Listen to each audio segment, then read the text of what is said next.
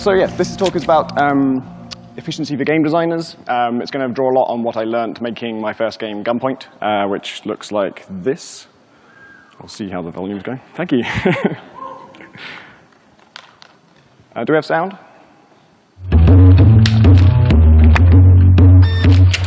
So it's a game where you're breaking into these high-security buildings. You have to get past all these security measures, and the way you do that is by using this crosslink device, which lets you see how all the electronics in the level are wired up, so you can see which light switches connect to which lights, and then you can also drag those connections around so that you can set a light switch to open a door instead of turning on the light, or you can set a security camera to open a trapdoor instead of setting an alarm, or you could set a light switch to trigger an alarm. I don't know why you would, but you could do that. So that was also you blow yourself to play across windows a lot and punch people in the face repeatedly. Those aren't the integral concepts behind the game, but they did go a long way to making people like it. When I started it, I had done some programming in school, but I'd forgotten all of it, and it was in Visual Basic, so it was completely irrelevant to game making as far as I know. I certainly couldn't remember a line of code. I completely forgotten all of it. I didn't know what I was doing. I'd never made a game before. And I didn't have like a game budget. I had my life savings, and I spent a chunk of that to come to GDC one year. But other than that, there weren't any major expenses for the game. It was like $30 to buy Game Maker. And I only worked on my weekends. And that's kind of the important one, because the title of this talk is Lessons Learned Making Gunpoint Quickly. And Gunpoint took 3 years. And Gunpoint is only 3 hours long, so that's not like a great rate in calendar years. But I was only working my weekends. I was doing a full-time job while I was making it. So I was a writer for PC Gamer at the time. And my best guess is it's probably about a year of full-time development equivalent to. And since I was also learning how to make games in that time, I feel like that's relatively quick for what it is. And in particular, it's good because it succeeded on pretty much every level I cared about. So it sold well enough for me to quit that job. I was able to leave PC Gamer and become a full-time indie developer, which I have been for the last, it's been nearly 2 years now since it came out. And it went down really well in the press, got really good reviews. I'm happy with it, which is quite important. We've been porting it to Mac and Linux took nearly a year after launching it. And during that process, that was done externally, but I was having to test, obviously, to check that the build was coming along okay and you could still play through the game. And this is after having spent 3 years making it, which also involved a lot of testing. And every time I needed to test a new build, it was like, oh, God, I can't face playing it again. And then as soon as I started it up, it would be like, oh, yeah, this is quite good. I quite like this. And I think pretty much every time I've played it through, something has happened that's never happened before and has made me laugh out loud. So that's my personal metric for success in terms of me being happy with it. And then the last one is it didn't destroy my life, which is often a bonus in any game development process, despite the fact that I was doing it on top of a full-time job. So I think it would have been easy to completely burn out doing that, right? That's why I only worked on weekends. I didn't work in the evenings. I was trying to kind of keep some kind of sane balance and keep my mental health. So it went very well for the amount of time that I put in. So that's me defending my credentials to give this talk, because it's quite a kind of grandiose title, I think. I kind of regret that. So also, the other part of the title is Lessons Learned Making Gunpoint by me about my process and stuff. And I'd like to just sort of make sure it's clear that that's the tone of this. I'm not sort of trying to dictate how you should do everything. It's just stuff that I found useful. And it will involve a lot of stuff that I learned but then kept forgetting. It's kind of like, I mean, being efficient, we probably already know that's a good thing, right? But actually practicing that day in and day out is trickier.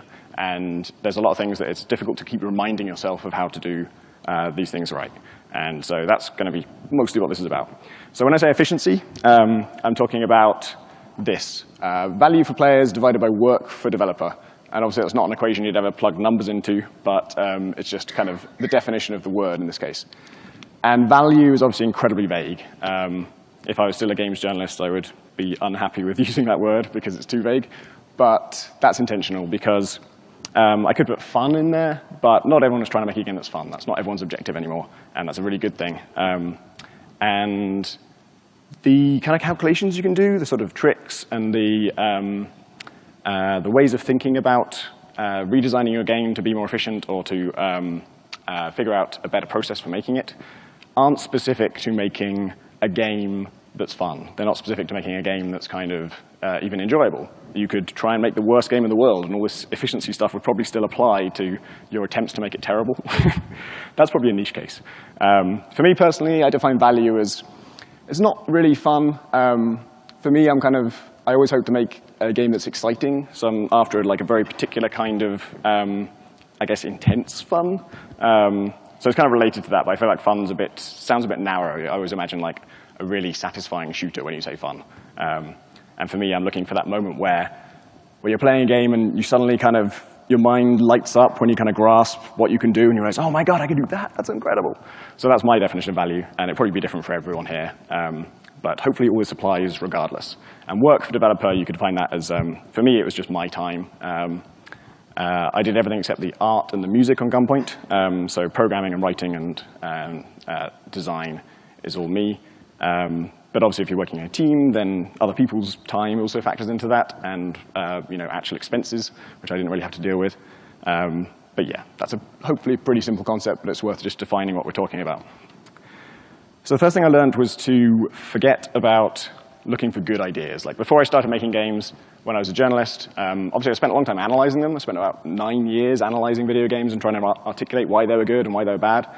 But the thing that was missing from all of that analysis was I didn't know how it was made or how difficult things were to make.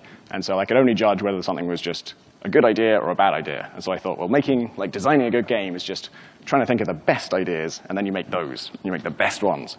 And what I quickly learned actually trying to make one is that it's basically impossible to consider, or it's stupid to consider the value of an idea without considering how difficult it's going to be to make. So just looking for the good ideas without considering how hard they're to make doesn't get you to the best game, because you're going to have to make them. It's going to be a real, actual cost to it, and that cost will determine how much you can make of your game, how much you can work on it. I think almost every game is released at a stage where it would have been nice to work on it a bit longer, and there were things that you could have done to make it better. And so efficiency is about maximizing that. It's about figuring out how to do the most good in the shortest amount of time. And it's up to you which one of those you want to optimize. All these things could be used to take the same amount of time to make a better game, or they could be used to make a game of the same quality in less time, or some combination thereof. So to illustrate, I'm going to talk about heat signature a little bit. This is what I'm working on now. This is my next game. It is a top-down space game. You're flying through this infinite galaxy. You are encountering all these randomly generated ships, and if you dock with one, you go inside, and then you see all the crew walking around. You can hit them with a wrench, as I just did there. And I think I'm about to, I stole that guy's gun, then I smacked him in the face with the wrench. And you're trying to either steal something, or in this case, I'm trying to assassinate that guy who's circled in red. And it's all about these randomly generated ships and their systems. And when I shoot this guy, my bullet hits the fuel barrel, it blows up part of the ship, we get sucked out into space from the vacuum, and then I remote control my pod to come and pick myself up so that I can go about on my next mission. So it's a big randomly generated, it's going to be kind of a roguelike type thing. I think I'm just about to catch myself. Yeah, so that's it, I'm back to the start now. And something people often say in the comments and the videos of this on YouTube and stuff is, hey, you should have planets you can land on in this game. And I agree, that's a really good idea. That's the thing that would add a lot to the game. It would be a major change in scope, in context. It would be a huge deal if there were planets that you could fly up to and land on. That would really massively expand the scope of the game. It is a good idea for heat signature. But my best guess is it would probably take about 5 weeks to make. I mean, it's really, really hard to guess, and I'll talk later about how to deal with that uncertainty. But I've given it some thought, and I think it's such a huge thing that it would take that amount of time. I think most of the first week would just be thinking, how the hell do I do this? It might involve compromising the actual some of the things I'm going for with the game, which is consistency. Like you saw when I boarded that ship, we didn't change into a boarding mode or anything. The camera stays where it is. You just zoom in a little bit, and it's all one game. So landing on a planet would consume, the entire game world. You couldn't ever see it on one screen, except by zooming out absurdly. It would just be extremely difficult to integrate. So it's a good idea, but it's very, very difficult. And if I was going to spend 5 weeks on something, which I am, because I'm still working on this game, I would much rather do something like this bunch of stuff. And this is a lot of ideas where each individual one is not as good an idea as having planets that you can land on. They're all just a bit more modest in their scope. They're all less ambitious. They just don't really amount to, or each individual one doesn't make such a huge difference to the game. And the first one here is, in this time, I could add space stations that you can dock with. I do plan to do that. And that actually fulfills a lot of the goals of adding planets. Like, I think when someone says they would like planets and heat signature, they're kind of probably responding to the fact that it seems like a big mishmash of random stuff floating around in infinite space, which is completely accurate. And having space stations that are like at fixed locations that you can dock with, and you can go aboard and like go to a shop and restock your supplies, buy new upgrades, get a new mission from some kind of job listings board. That actually, I think, checks a lot of those boxes. I think it will give the galaxy a kind of feeling of geography. There'll be places that are important to you. There'll be a home base of some kind. And so it does a lot of things that a planet would do, but because it's a space station, it's man-made, and that means space stations basically look a bit like spaceships, and I already generate spaceships, so I can use all the same kind of ship generation algorithms to make a space station of some kind. I'll have to tweak them a little bit, so it'll take about a week, but it's not a massive, massive job. And because that only takes a week, and the other thing takes 5 weeks, I've got time to do all this other stuff. So I can add randomly generated weapons, I can do upgrades for your ship, I can give interior doors to the ships that you can mess with, so you get to a central computer, and then you can like manipulate those doors to seal them and lock a guard in. I can add a whole galaxy map, so you can keep zooming out and see where all those stations are, and you'll get a sense for the kind of the geography and the context for your missions. And I could create factions that all these ships belong to, and the factions would fight each other on site, and you'd be working for some factions and trying to undermine the others. This is like a large chunk of everything I have left to do on the game. And it still doesn't add up to being as big and difficult a thing as the planets thing. So these are a bunch of small, efficient ideas, and they make the game better than the one big good idea, even though that idea is better than each of these individual things. And I think if I just say it in abstract, the reason I've gotten into a lot of detail on this is that if I just say in the abstract, it's better to work on a lot of little efficient ideas than it is to work on one big one in a lot of cases, or one big good idea, then it sounds like I'm saying be less ambitious. It sounds like I'm saying don't shoot for the moon, don't try and make your game amazing, just try and make quite a good game. And that's not at all what I'm saying. I'm saying make a much better game, make a really incredibly exciting, complicated, amazing thing by focusing on efficient ideas, because they will make your game more ambitious without actually increasing the amount of difficulty of creating it. So when you're trying to judge whether an idea is valuable and how its value relates to how difficult it's going to be to make, like I say, value is very vague. If we take fun, for example, then when you consider some idea you're thinking about making, and you probably have an idea of how fun it will be to do once. Like, when you experience this thing, it will be this much fun. Landing on a planet will be this exciting. Or going around these space stations that I'm thinking about adding, this will be this good. That's probably the intuitive thing. I think that's the part where that's what we think of when we think about estimating the value of an idea. But there are some other considerations, like how many times will one player get value out of it? Like, if you're going to have, if you're making like a sort of a scripted encounter where you're like the player character in some game is fighting a boss, and it's going to be a shitty QuickTime event, and you're going to press triangle to punch the boss in the face, and you're working on like how satisfying that punching the guy in the face is, then it's worth thinking about how many times is the player actually going to experience this. Probably just once if it's an actual plot moment. But if that's part of a takedown that you do in that kind of game, where every time you attack an enemy you're going to be doing that punch, then the one player is going to experience it hundreds of times, perhaps. The next one is how many players will experience it.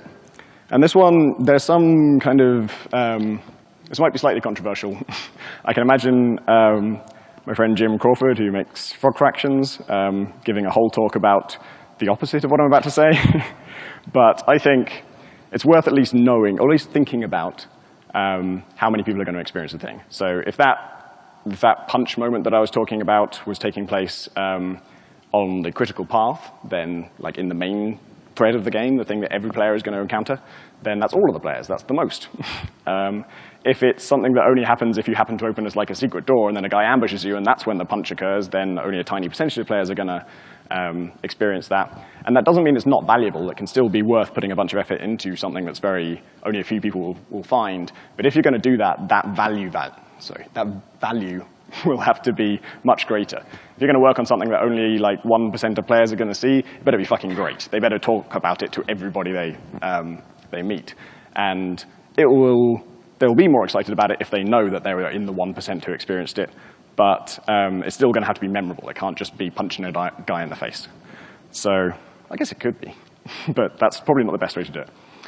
And then the last one is it the type of value you care about creating? So I talked earlier about what those types of value might be. Like for me, it's excitement. I really care about stuff that, like I say, opens your mind up to possibilities and makes you think, oh, wow, I didn't realize I could do that. Or suddenly kind of, I love that moment when like the mechanics that you've learned kind of flower in your mind and you can kind of grasp how much freedom and creativity they give you, but you haven't quite thought it through yet, so it seems kind of magical because you don't understand it yet. I love that. So that's the type of value I care most about creating. But Gunpoint was full of, the story of Gunpoint is a kind of noir tale about betrayal, corporate espionage, murder, affairs. And then when you play it, you're opening a door in someone's face to knock them out. And it's basically slapstick. And so it's got slapstick in it. It's got quite a serious plot, and it's got lots of different types of things that are kind of tonally quite incongruous, but they were all things I liked, they were all things I cared about, so I worked on those things, and hopefully they kind of fit together. So I've been talking in quite black and white terms about value and how long things are going to take, and if you've actually worked on a game, you know that these things are by no means certain. You often have very little idea ahead of time how hard something's going to be, and sometimes you don't know how good something's going to be when you're thinking about a feature or some addition. It's difficult to know how much it will add. Sometimes it's difficult to know how hard it will be. Sometimes it's difficult to know either. So obviously you have to deal with that. The way this is written, that's the most facile thing I've ever said. But what I'm hopefully going to explain is how to deal with uncertainty, how to factor it in.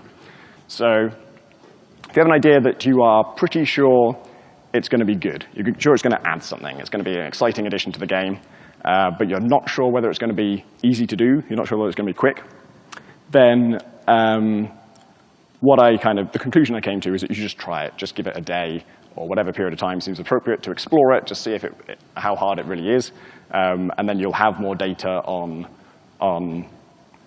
the size of the task, like how complex it's going to be. You probably won't know everything about how long it's going to take. It won't give you certainty about that, but it will give you a lot more information to work with, and you'll have a much better idea of whether it's worth it. And so my example for this is Gunpoint has a level editor. I'm going to mute that because that's my voice. And I knew Gunpoint was going to be short. I knew I could only make about 20 levels in the time I had. Well, I didn't have a strict deadline, but I didn't want to spend years and years making hundreds of levels. So I knew the game was probably going to be about 3 hours long. I knew people would complain about that, and I wanted to shut them up. So I knew it would be great if I could have a level editor. I knew that would really kind of just make it harder to criticize Gunpoint for being short. Like, people still would. I knew they still would. But I wanted the line in the review that says Gunpoint is too short to change to Gunpoint is too short, but it has a level editor, because then it ends on a positive, you see. So I knew it would be massive if I could do it. It would be a really huge win. But like I say, I was a novice coder. I was barely keeping it together making a game. So the idea of making a level editor was actually pretty daunting, because now you're making an application. You're making a piece of software that essentially creates a kind of document and saves it in a new file format that I would have to invent, and it would have to have an interface and buttons and stuff. And so it was daunting and very, very uncertain. I knew it would be good. I was very uncertain about whether it would be possible, whether it would be quick, whether it would be feasible, whether I could do it in an amount of time that would actually make sense and be possible for me to do. So I did. I took a day. It was a Sunday.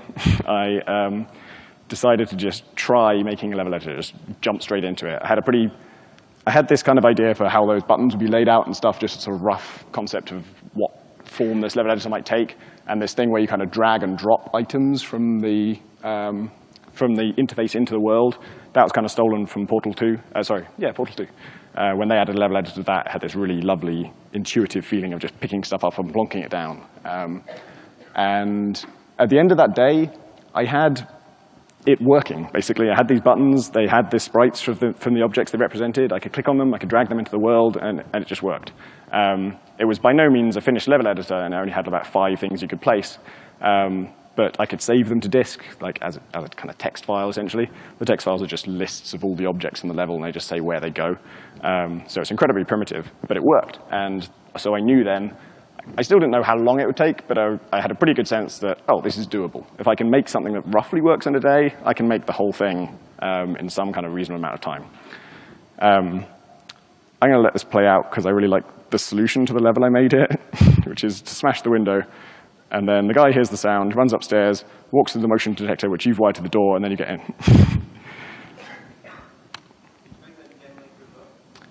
The level editor. The question was, did I make the level editor in GameMaker? Yes, I did. In fact, I made the levels in Gunpoint in GameMaker, and then at the end, I did the level editor because it was a lower priority thing, and I made that in GameMaker as well. And it was way better than GameMaker's level editor. For Gunpoint, at least, it's much better to use. And so I'm like, shit, why didn't I do this first? Because then I could have made the levels in it. So the other possibility is, what if you're certain that the thing will be easy, but you don't know how good it will be? So the value of it is the unknown, but you're pretty sure you know how to do it. It's similar to something you've done before. And my example for this would be, Gunpoint has actually, I'm going to pause that, sorry. Oh no, I haven't paused it at all. Okay, I'm going to let this play.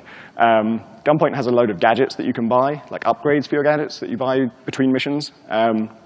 And most of them are optional. They're things that you can buy if you want, and they will change your play style. They'll facilitate different ways of playing the game. And setting up that shop was a challenge. Setting up the inventory system was kind of a challenge. But then once I'd designed like a gadget, I think that maybe one of the first ones we did was the hush cracker, which lets you jump through a window silently. So you still smash the window, but it kind of muffles the noise. Once I'd done that, I kind of knew, oh, that's how long a gadget takes. It takes like maybe a day in total, which is very quick and very easy, and they add a lot to the game. They let you kind of tailor your play style. And then I was watching a talk by Jonathan Blow and Mark ten Bosch, and they were talking about their kind of design philosophy and kind of describing the way they approach making games and sort of taking out some principles that they think are kind of generally a good idea. And the one Jonathan Blow was talking about was interconnectedness. When you have a bunch of game mechanics in your game, you should think about having them talk to each other in some way, having them link to each other. And I was thinking, what are the elements of Gunpoint? Like guns and rewiring stuff. How could I mesh those together? Well, you could rewire guns. And so I tried making a gadget that would do that. And I couldn't, it seemed exciting, but I had no idea really, like, how would that work? What would it be like? What would it really add to the game? Would it just totally break the game? Because if you could wire a light switch to somebody's gun and then just flick that to make them shoot their friend, then that seems kind of disastrous. So I just did it because I knew gadgets are easy. You can do them in like a day. Making this upgrade is going to be pretty simple, and I don't know how good it's going to be. And so I tried it, and in this video, I've just first, I rewired that guy's gun to the light so he couldn't shoot me. If you wire a gun to something, it triggers that thing when the guy tries to fire. If you wire something to a gun, then when it's triggered, the gun goes off. So what I'm doing here is I'm going to wire that front guard's gun to the guy behind him. And when he tries to fire, it won't fire. It'll trigger what it's linked to. What it's linked to is the gun pointing at the back of his head, so he's going to shoot himself in the back of the head. Let me see if it actually happens ever. I'm saying exactly what I just said on this video. That's why I'm not doing it right away. Okay, here we go. And that's it. Thanks. Here is everything I just said in graph form. So if you're certain something will be quick, but you're not certain it'll be good, then try it. If you're certain it'll be good, but you're not sure it'll be quick, then give it a day, i.e., see how hard it is going to be. If you're certain it'll be quick and you're certain it'll be good, of course, just make it. And if you're not sure of either of those things, then just forget about it, because you're a game designer, so you could probably do better than that, right? You can probably do better than an idea that you don't know will be good and you don't know if it'll be easy. I think also on the point about uncertain value, uncertain time, the outliers for that are going to be the things that take years, right? The things where it seems like, oh yeah, that should be doable, and then when you actually try and do it, it just goes on and on and on, and it never quite works. For uncertain value, I think the outliers are the ideas that turn out to be amazing. That long shot thing, as you can see, it's pretty funny.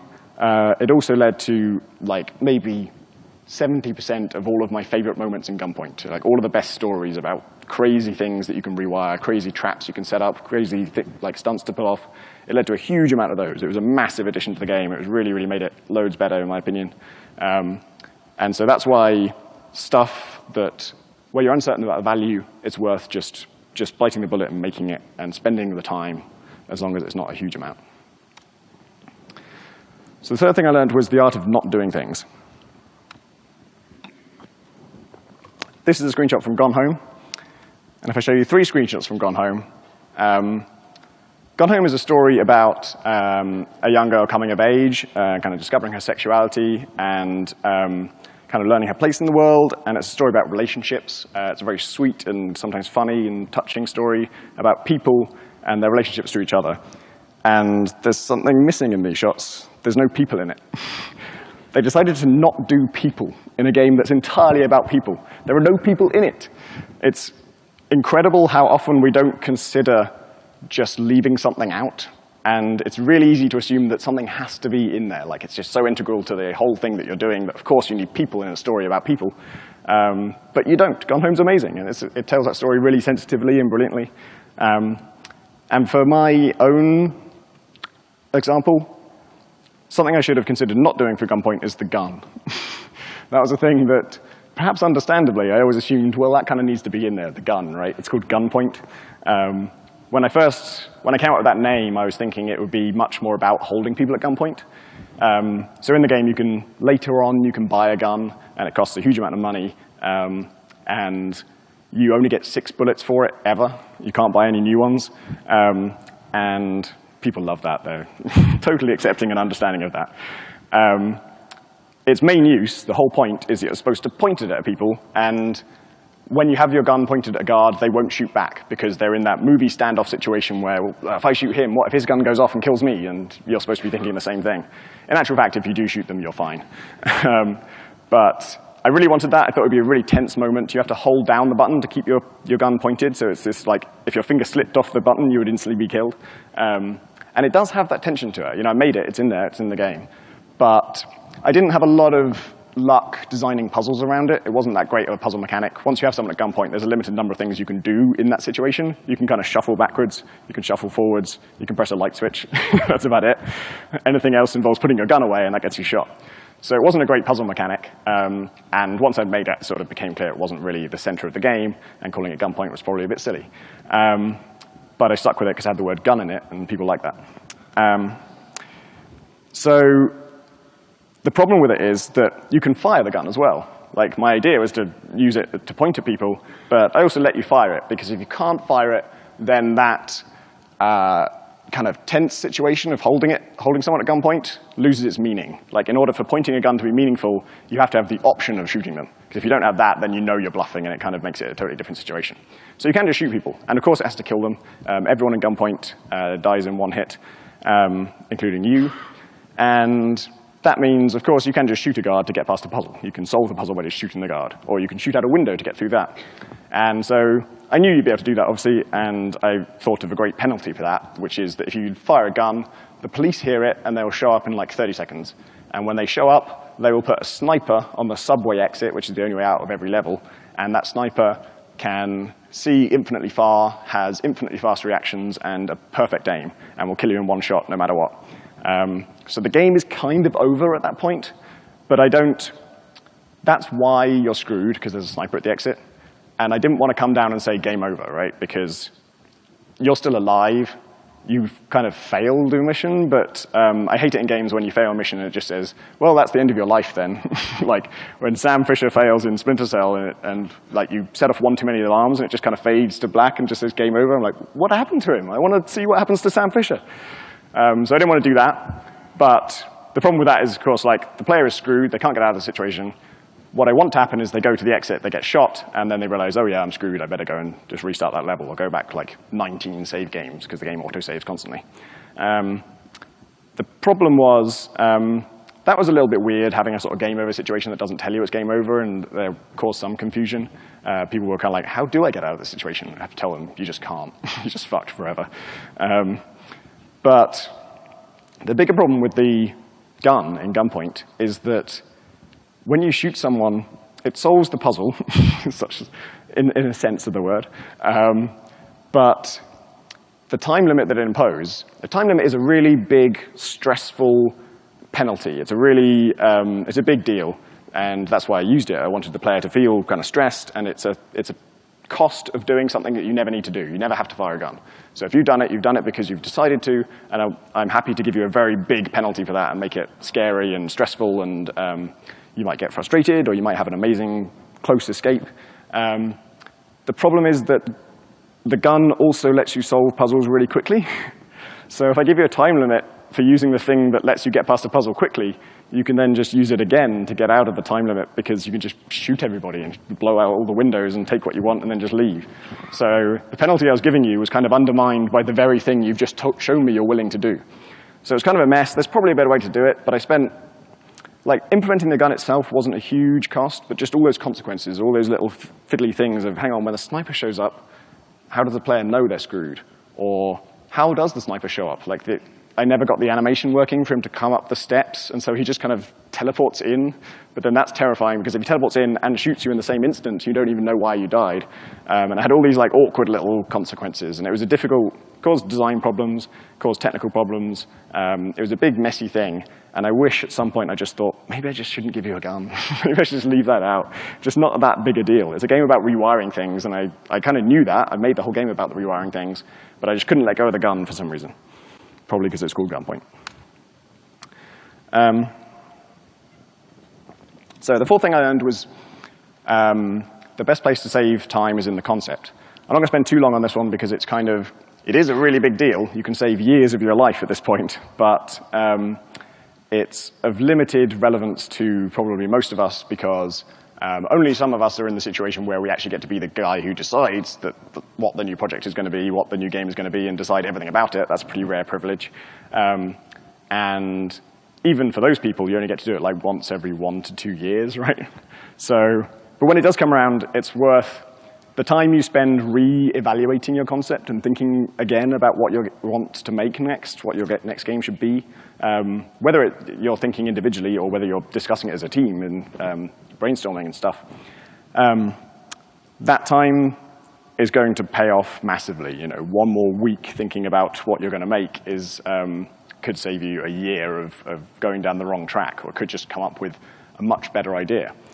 When I finished Gunpoint, I switched to Unity for a while, and I was going to make a kind of side-on heist game in Unity that would be a little bit like Gunpoint, but you'd have grappling hooks, and you would... in fact, I think I downloaded a video of this, so I can show it to you. Hopefully, can I? No, I didn't.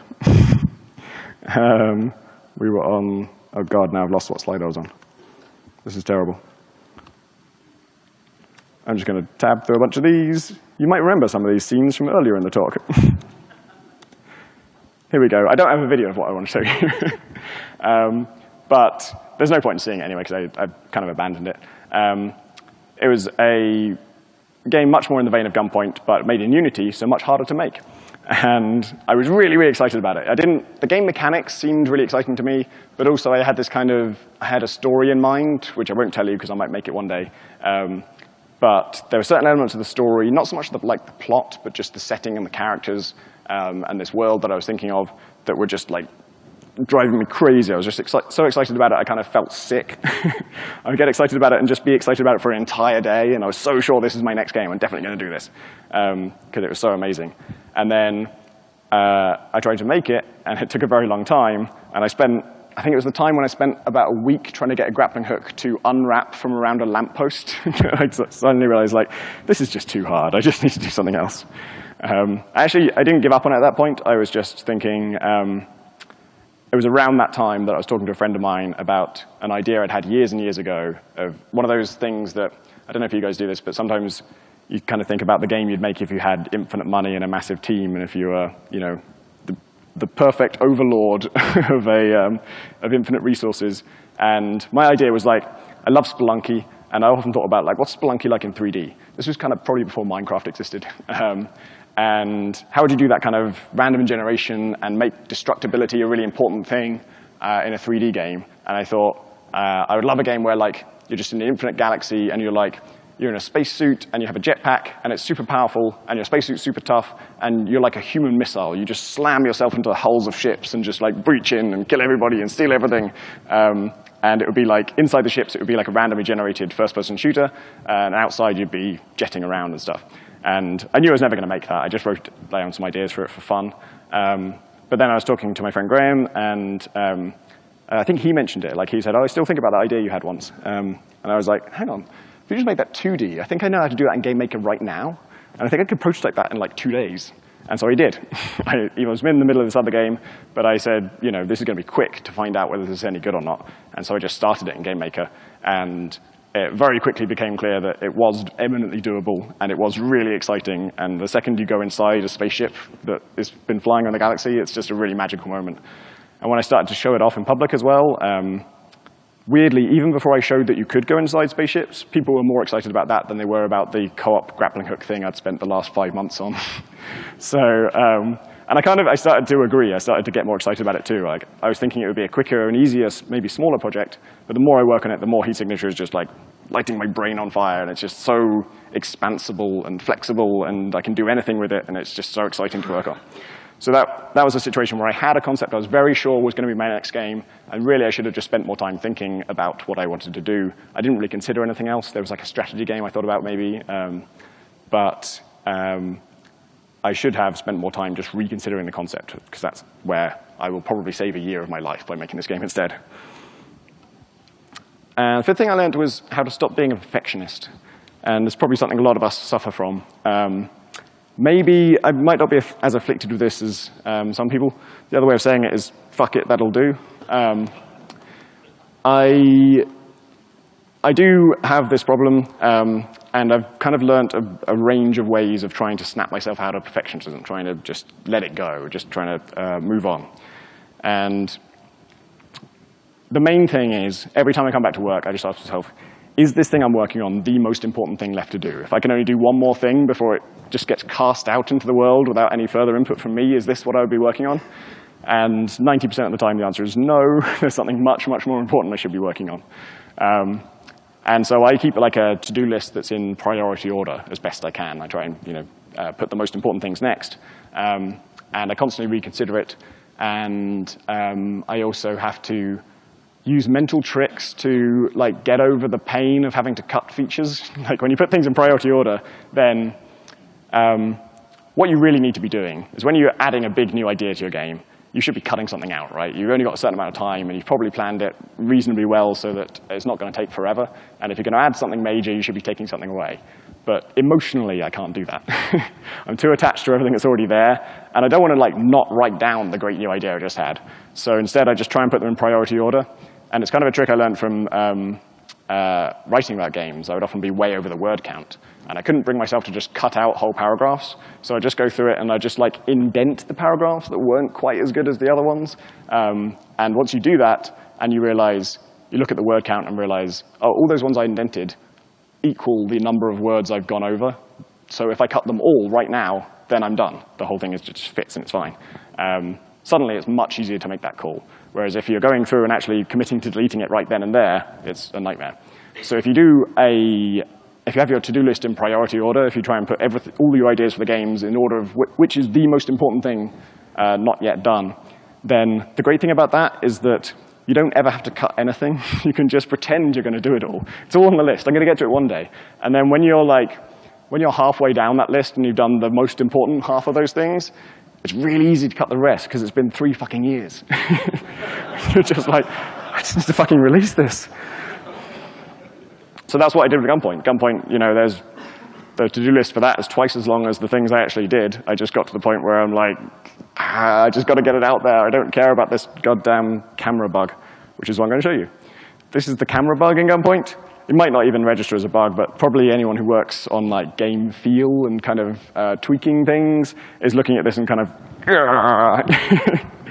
when you climb up a wall and get onto the roof, the artist, John Roberts, has done this brilliant, beautiful, smooth animation for clambering up. I love it. It's kind of sprightly and cool.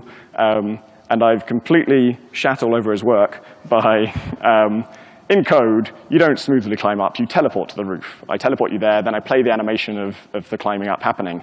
And the camera is following your true location, not the animation, so it just snaps to being above. And if the view is scrolling, then you get this annoying little jerk. And the fact that it's looping constantly as I'm saying this is probably really pissing some people off.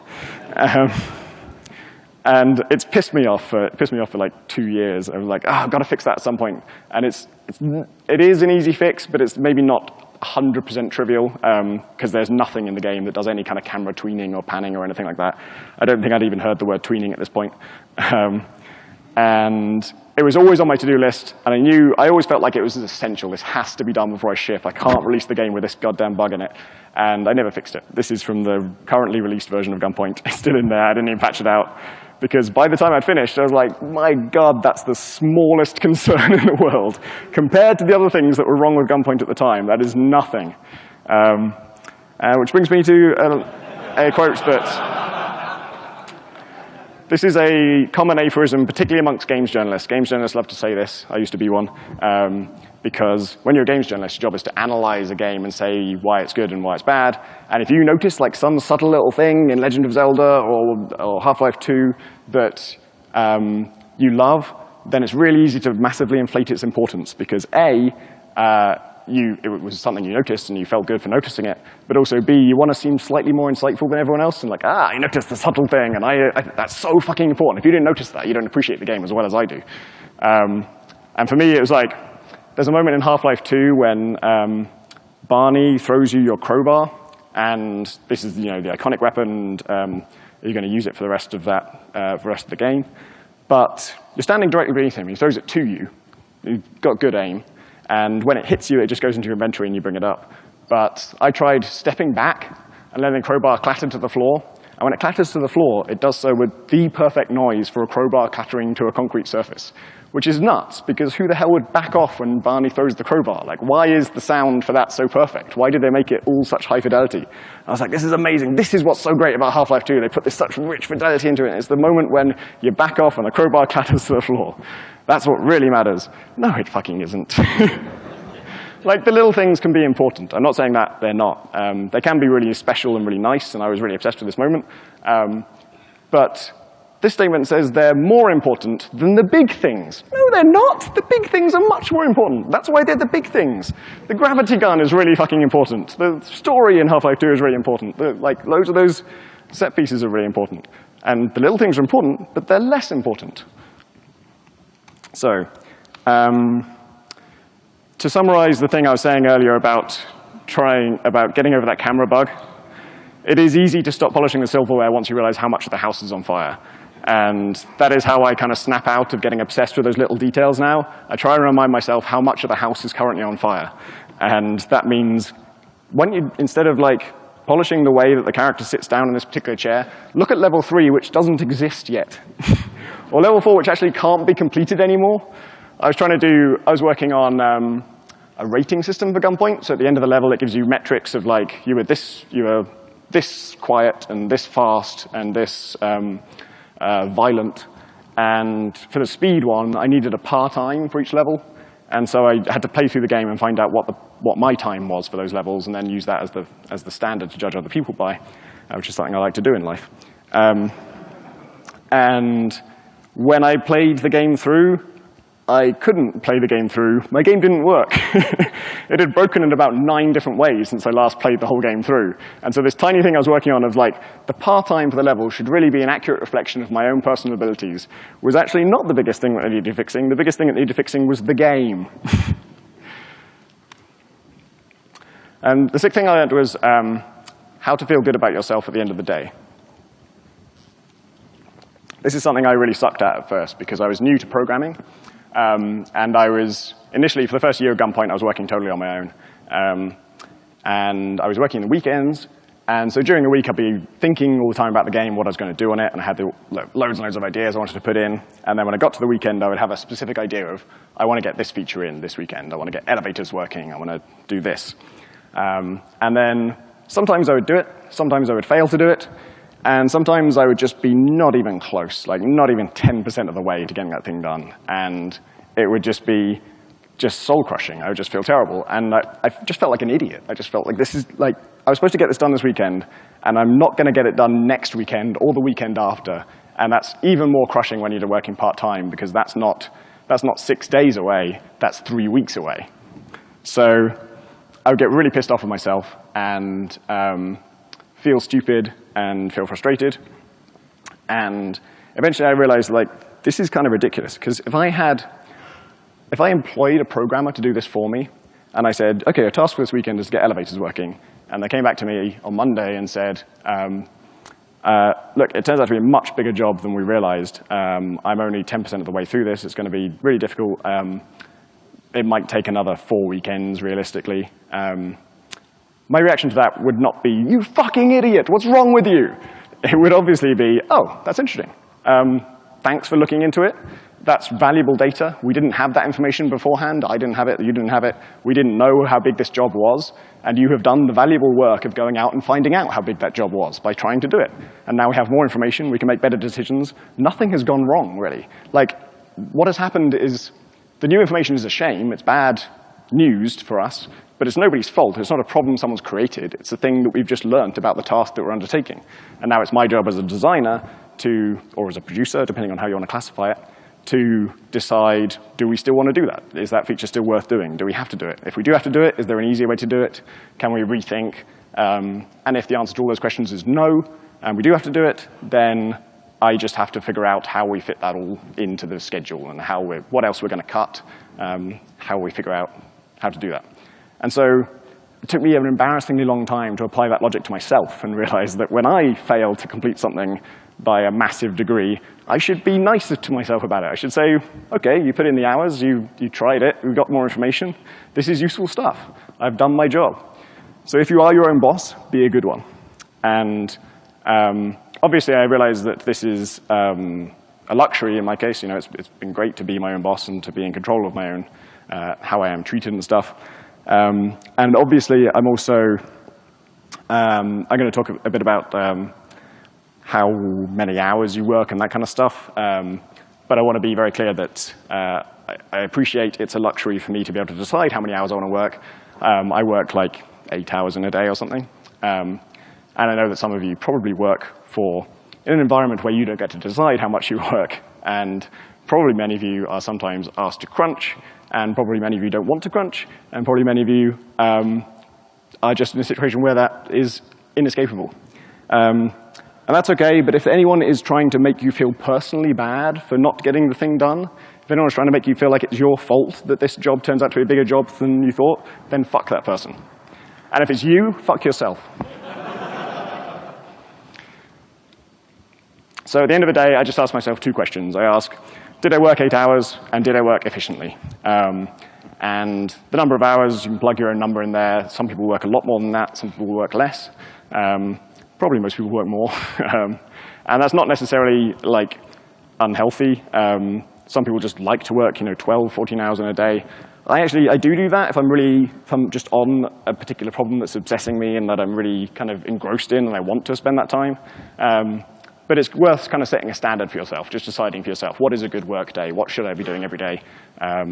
And that applies even if you are working in an office job where it's 9 to 5 and your hours are imposed by someone else. There's still a difference between showing up for 8 hours and actually working for 8 hours, right?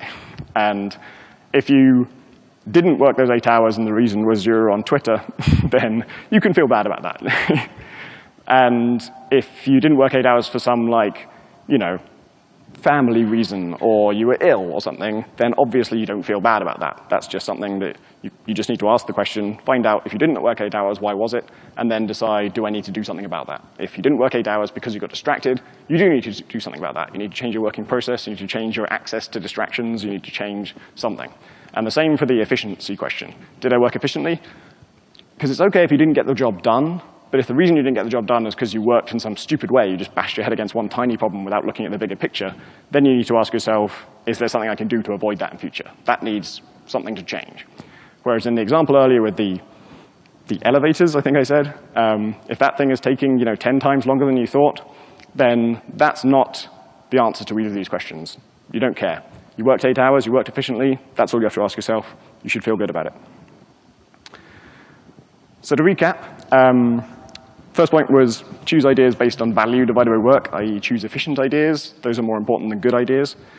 Second one was that quick ideas are worth making. Good ideas are worth trying, i.e. if you're uncertain about how good they'll be, just make them. If you're uncertain about how long they'll take, try making them just to give it a go for a certain limited period of time. Do a kind of feasibility study, and then decide whether to carry on with it.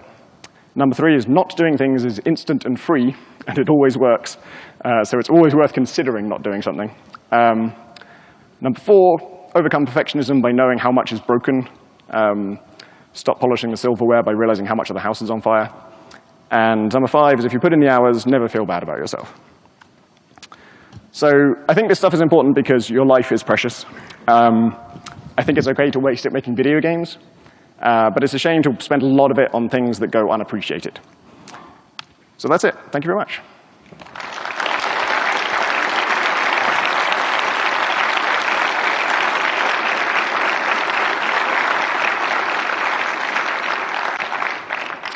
We have time for questions, so if you want to go to a microphone if you have one, but if you don't, that's fine too. Hello. I have a question about burnout, specifically from the perspective of working a full-time job and also working on a game on the side. You talk about how you committed to working only on the weekends and working 8 hours and feeling good about that. I'm wondering, one, whether you had a time period before that where you were working too hard and experiencing burnout, and 2, after you developed that process, whether you still encountered burnout, and if you did, how you dealt with that.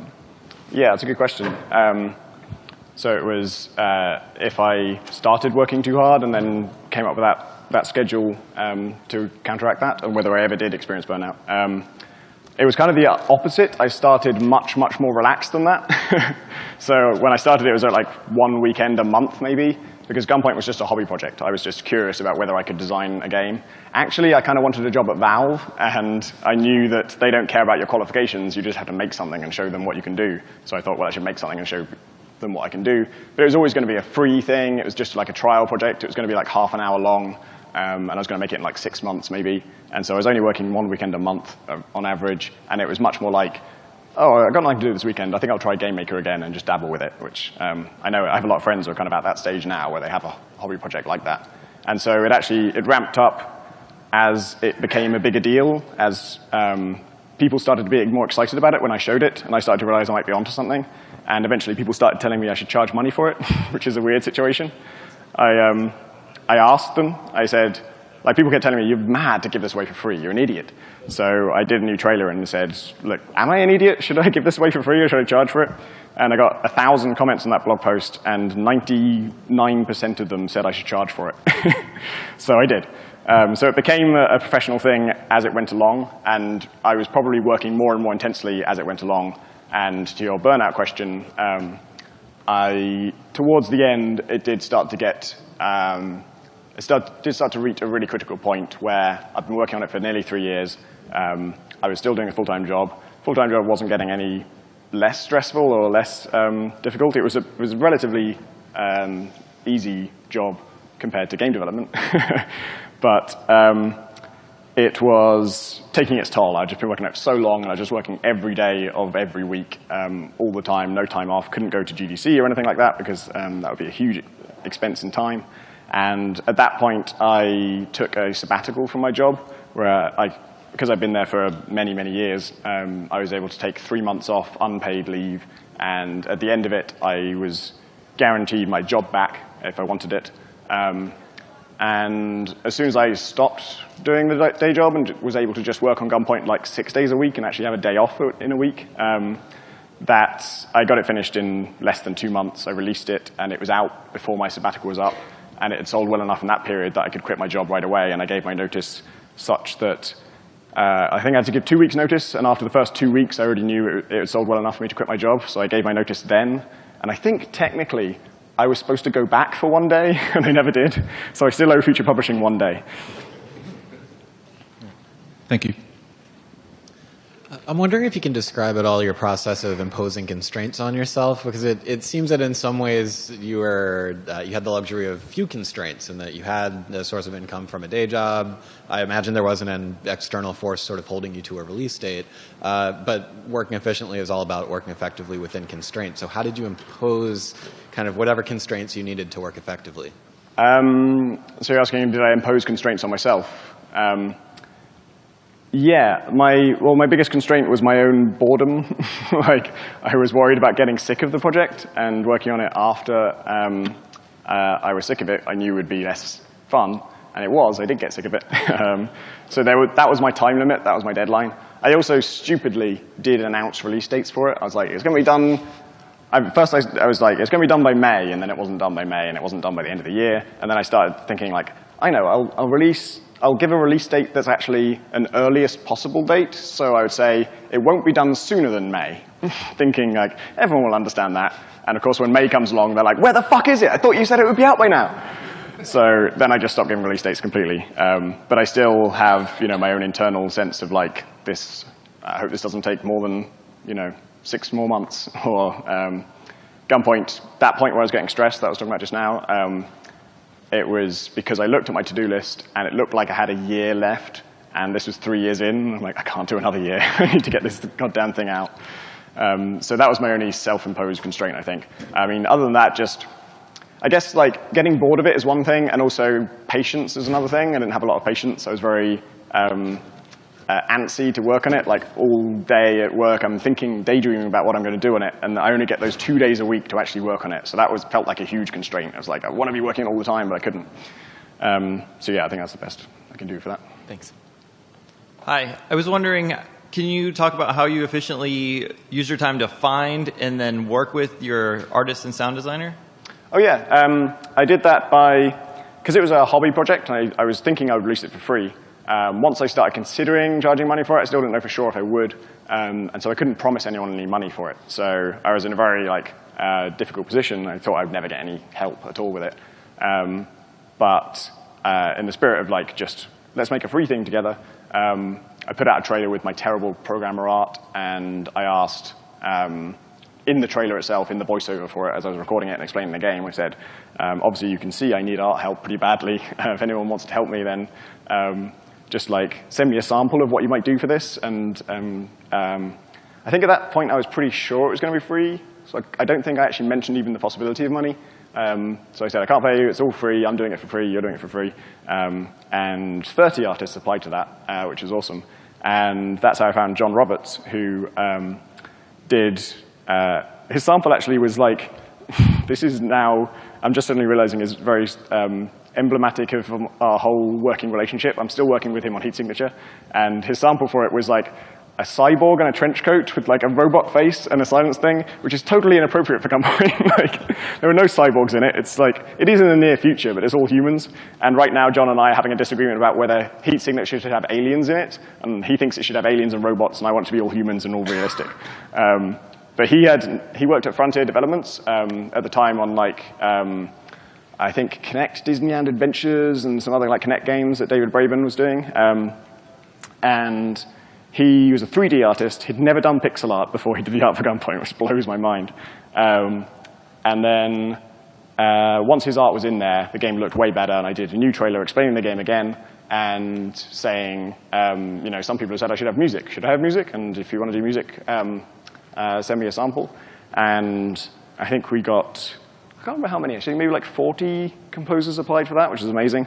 And that time I did say, I don't know if we'll sell it, but if we do sell it, we'll do a revenue share thing, and we'll figure out a fair split. And obviously we did decide to sell it, and so at the moment I decided to do that. I sent around an email saying, here's what I think would be a fair revenue share for all of us.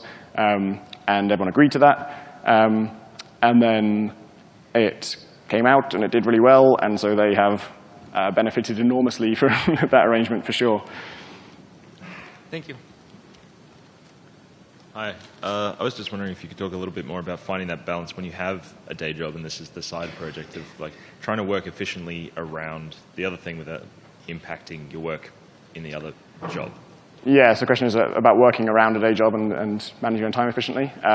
My great advantage in that, and I was very lucky, was that my day job as a games writer was, I'd have consciously avoided responsibility. I'd like never gone for promotions and stuff. I just wanted to be a writer, just like a workhorse, just churn out words and do nothing else. Didn't want to be responsible for anything.